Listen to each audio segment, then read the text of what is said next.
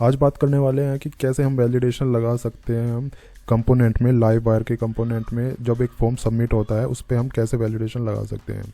जैसे ये मेरा एक फॉर्म है, तो इस फॉर्म पे मेरे को वैलिडेशन लगाने हैं और सभी इनपुट फील्ड में लगाने हैं, तो वो सारी चीज़ें आज हम डिस्कस करते हैं।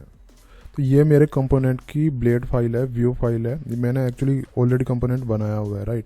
तो ये फाइल है मेरे लाइव वायर जो फोल्डर है उसके अंदर है, ठीक है। लाइव वायर का कंपोनेंट मैंने आपको बताया है। तो कंपोनेंट बनाने की जो कमांड होती है वो ये कमांड होती है, इसके थ्रू आप कंपोनेंट बना सकते हो अपना। ये मेरी व्यू फाइल है और जो मेरी क्लास फाइल है वो मेरी जो है, तो यहाँ पे ही सारी वो वैलिडेशन लगने वाली है प्रॉपरली। जब डेटा सबमिट होगा उस टाइम पे जो वैलिडेशन लगेंगी वो यहीं पे लगने वाली है। तो यहाँ पे पहले मेरे को एक फंक्शन बनाना पड़ेगा, मैं वो बना लेता हूँ। ये फंक्शन मैंने बना लिया है। अब यहाँ पे मेरे को वैलिडेशन के लिए कुछ लाइन लिखनी पड़ेंगी, तो मैं वो भी लिख लेता हूँ।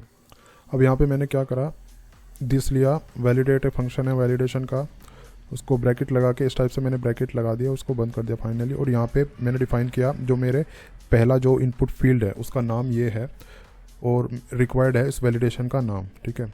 और रिक्वायर्ड मैंने डिफाइन कर दिया यहाँ पे। फिर मैंने डिफाइन कर दिया कि इसके रिक्वायर्ड में ये मैसेज आए, hostel name is required, right. तो ये चीज़ कहाँ पे डिफाइन है, ये चीज़ जो मेरा ब्लेड कंपोनेंट है उसमें डिफाइन है। तो वायर मॉडल करके मैंने ये डिफाइन कर दिया नेम इनपुट, राइट। और नीचे एरर डायरेक्टिव का मैंने यूज़ करके उसको चेक कराया, अगर ये फाइंड होता है तो ये जो डेंजर है थोड़ा CSS वगैरह में ये डिफाइन कर देगा और उसके बाद मैसेज प्रिंट कर देगा एरर का, और फिर इसको मैं बंद कर दूंगा। तो ये ध्यान रखना कि नेम और ये जो ये है मैच हो जाना चाहिए प्रॉपरली, ठीक है, इससे रिलेटेड ये है। तो इस टाइप से मैंने डिफाइन कर दिया है सारा।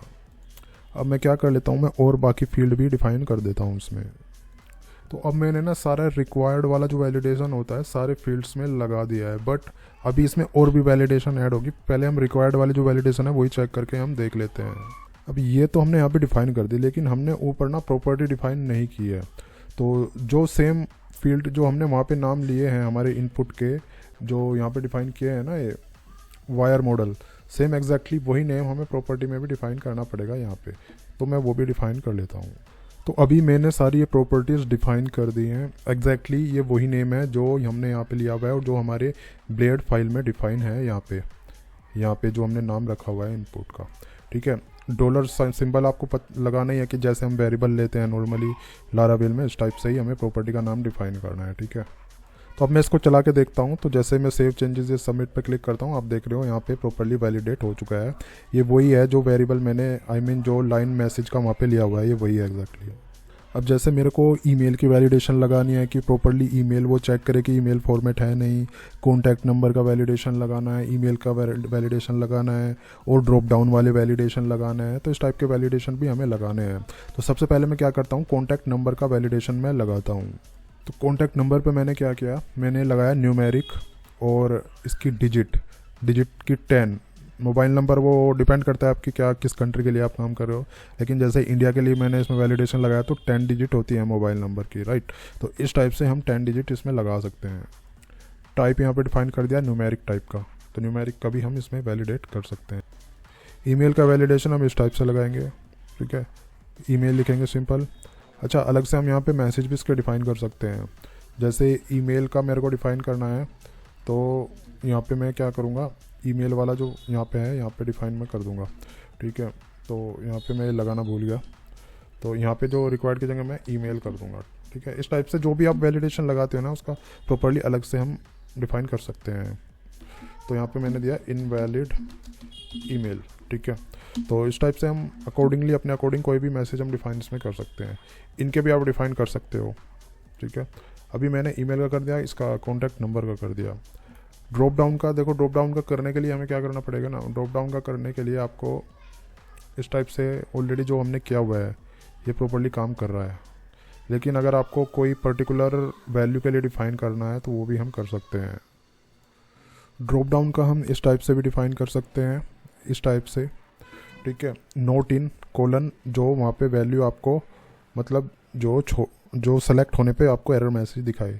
अब ये हम कुछ भी रख सकते हैं। डिफ़ॉल्ट में अगर ड्रॉप डाउन का वैलिडेशन आप करते हो तो इसका ये नीड नहीं होती, बस रिक्वायर्ड लगाने से दिखा देगा। अगर सेलेक्ट नहीं करते होता एरर मैसेज दिखाएगा, लेकिन ये चीज़ हम दूसरी चीज़ों के लिए भी यूज़ कर सकते हैं एक्चुअली। इसमें यूज़ ये कर सकते हैं, जैसे कोई अगर इंडिया सेलेक्ट करे तभी वो एरर मैसेज दिखाए, यो कोई पर्टिकुलर एक वैल्यू उसमें दी हो तभी वो एरर मैसेज दिखाए।